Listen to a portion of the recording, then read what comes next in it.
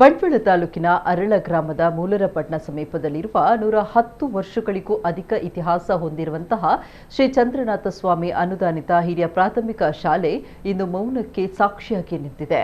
ಒಂದು ಕಾಲದಲ್ಲಿ ಸಾವಿರಾರು ವಿದ್ಯಾರ್ಥಿಗಳ ಭವಿಷ್ಯ ರೂಪಿಸಿದ್ದ ಈ ಶಾಲೆಯಲ್ಲಿ ಈಗ ಮಕ್ಕಳ ಕಲರವವಿಲ್ಲ, ಗಂಟೆಯ ಶಬ್ದವಿಲ್ಲ.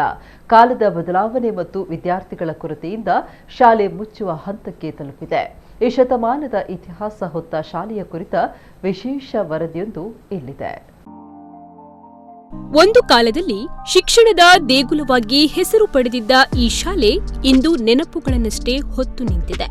ಜನರಿಗೆ ಹೊಟ್ಟೆಗೆ ಅನ್ನದ ಕೊರತೆ ಇದ್ರೂ ಕೂಡ ಇದರ ಜೊತೆಗೆ ಜ್ಞಾನದಾಹವನ್ನ ನೀಗಿಸಬೇಕಿದ್ರೆ ಇಂತಹದೊಂದು ಶಾಲೆಯ ಅವಶ್ಯಕತೆ ಇದೆ ಎನ್ನುವುದನ್ನ ಮನಗಂಡು ಈ ಶಾಲೆಯನ್ನ ಮಾಡಲು ಮನಸ್ಸು ಮಾಡಿದ್ರು.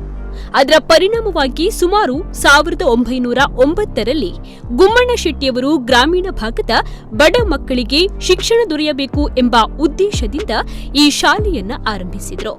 ಆ ಸಮಯದಲ್ಲಿ ಸುತ್ತಮುತ್ತ ಯಾವುದೇ ಶಾಲೆಗಳು ಇರಲಿಲ್ಲ.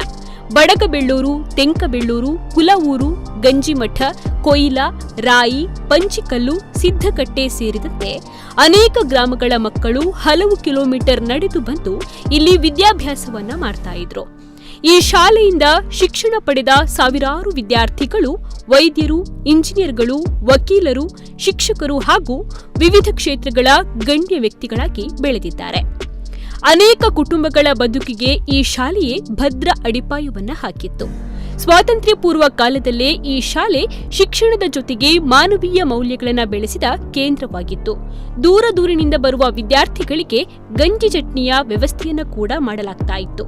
ಶಿಕ್ಷಣ ಎಂಬುದು ಕೇವಲ ಶ್ರೀಮಂತರಿಗೆ ಮಾತ್ರವಲ್ಲ, ಬಡ ಮಕ್ಕಳಿಗೂ ಸಿಗಬೇಕು ಅನ್ನುವಂತಹ ದೃಷ್ಟಿಯಿಂದ ಆ ಕಾಲದಲ್ಲಿ ಇದು ಅತ್ಯಂತ ವಿಶಿಷ್ಟವಾದ ಪರಿಕಲ್ಪನೆಯಡಿಯಲ್ಲಿ ವಿದ್ಯಾದಾನವನ್ನ ನೀಡಿದ ಜ್ಞಾನ ದೇಗುಲವಾಗಿತ್ತು.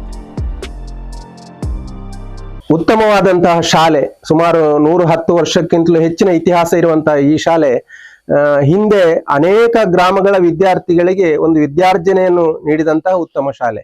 ಅಂತಹ ಶಾಲೆ ಇವತ್ತು ಇಲ್ಲಿ ಮುಚ್ಚಿದೆ ಅನ್ನುವಾಗ ಅನೇಕರಿಗೆ ಮನಸ್ಸಿನಲ್ಲಿ ನೋವುಗಳಿದೆ. ಸುಮಾರು 10-15 ಗ್ರಾಮಗಳಷ್ಟು ದೂರದವರೆಗೆ ಶಾಲೆ ಇಲ್ಲದಂತಹ ಆ ಸಂದರ್ಭದಲ್ಲಿ ಈ ಒಂದು ಛತ್ರದ ಈ ಪ್ರದೇಶದಲ್ಲಿ, ಅರಳ ಗ್ರಾಮದ ಈ ಪ್ರದೇಶದಲ್ಲಿ ಒಂದು ಶಾಲೆಯನ್ನು ನಿರ್ಮಿಸಿಕೊಂಡು ಅದನ್ನು ಮುನ್ನಡೆಸುವುದು ಅಂತ ಹೇಳಿದ್ರೆ ಅಷ್ಟು ಸುಲಭದ ಸಂಗತಿ ಅಲ್ಲ. ಯಾಕೆಂತ ಹೇಳಿದ್ರೆ ಈ ಶಾಲೆಯನ್ನು ಪ್ರಾರಂಭ ಮಾಡಿದವರು ಇಲ್ಲಿನ ಪ್ರಮುಖರಾಗಿರುವಂತಹ ಗುಮ್ಮಣ್ಣ ಶೆಟ್ಟಿ ಅವರು. ಹತ್ತಿರದಲ್ಲಿ ಚಂದ್ರನಾಥ ಸ್ವಾಮಿಯ ಒಂದು ಬಸದಿ ಇರುವುದರಿಂದ ಈ ಶಾಲೆಗೆ ಕೂಡ ಸ್ವಾಮಿ ಚಂದ್ರನಾಥ ಹಿರಿಯ ಪ್ರಾಥಮಿಕ ಶಾಲೆ ಅನ್ನುವಂತ ಹೆಸರನ್ನು ಪಡೆದಿತ್ತು.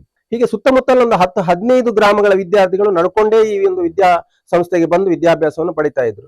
ಆ ಸಂದರ್ಭದಲ್ಲಿ ಮಧ್ಯಾಹ್ನಕ್ಕೆ ಅವರು ಬೆಳಿಗ್ಗೆ ಬೇಗನೆ ಮನೆಯಿಂದ ಹೊರಡಬೇಕು, ಮಧ್ಯಾಹ್ನಕ್ಕೆ ಅವರಿಗೆ ಊಟದ ವ್ಯವಸ್ಥೆ ಇರಲಿಲ್ಲ. ಅಂತ ಸಂದರ್ಭದಲ್ಲಿ ಇಲ್ಲಿ ಏನು ನಾವೀಗ ಶಾಲೆಯಲ್ಲಿ ಬಿಸಿ ಊಟದ ವ್ಯವಸ್ಥೆ ಇದೆ, ಅದು 100 ವರ್ಷಗಳ ಹಿಂದೆಯೇ ಈ ಶಾಲೆಯಲ್ಲಿ ಇತ್ತು ಅನ್ನುವಂಥದ್ದು ತುಂಬಾ ಸಂತೋಷದ ವಿಷಯ. ಆದ್ರೆ ಕಾಲ ಚಕ್ರ ತಿರುಗಿದಂತೆ ಜನರೆಲ್ಲ ಬೇರೆ ಬೇರೆ ರೀತಿಯಾದಂತಹ ಒಂದು ಅವಶ್ಯಕತೆಗಳಿಗೆ ಸಂಬಂಧಪಟ್ಟಂತೆ ಈಗ ವಿದ್ಯಾರ್ಥಿಗಳು ಈ ಗ್ರಾಮ ಹಾಗೂ ಸುತ್ತಮುತ್ತಲಿನ ಗ್ರಾಮಗಳಲ್ಲಿ ಕೂಡ ಶಾಲೆಗಳು ಆರಂಭ ಆದ ಕಾರಣದಿಂದ ಇಲ್ಲಿಗೆ ಬರುವಂತಹ ವಿದ್ಯಾರ್ಥಿಗಳ ಸಂಖ್ಯೆ ಕಡಿಮೆ ಆದಾಗ ಈ ಶಾಲೆಯಲ್ಲಿ ಕೊನೆಯದಾಗಿ ಸುಮಾರು 25-30 ವಿದ್ಯಾರ್ಥಿಗಳಷ್ಟು ಮಾತ್ರ ಉಳ್ಕೊಂಡ್ರು.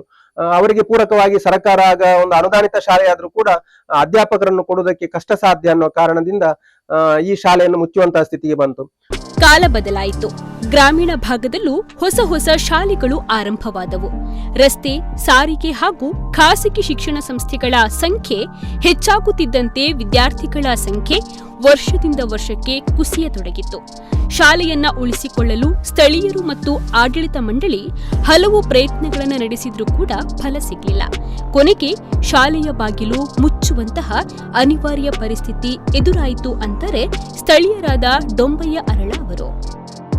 ಶಿವಪ್ರಸಾದ್ ಬೊಳ್ಳಾಜೆ, ನಮ್ಮ ಕುಡ್ಲ 24x7.